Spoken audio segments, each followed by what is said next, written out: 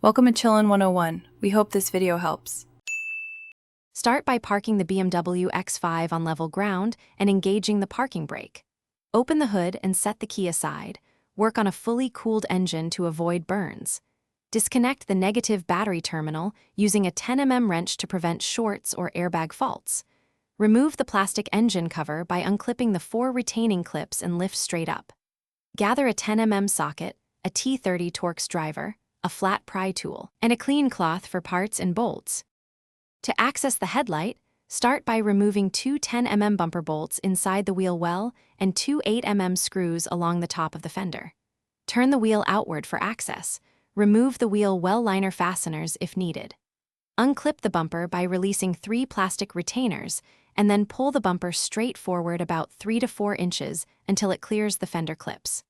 Support the bumper while you work. Now locate the headlight assembly and disconnect the headlight wiring harness by pressing the tab and pulling the connector straight out.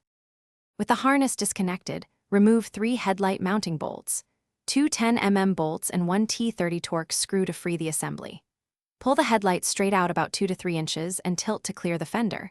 Remove the unit and replace the bulb or the full assembly as required. When reinstalling, align the tabs, start all bolts by hand, then tighten the 10mm bolts evenly and the T30 screw. If available, torque to about 7 Nm. Reconnect the harness, reconnect the negative battery cable, test low and high beams, then reattach. Thanks for watching. Consider subscribing if we helped you.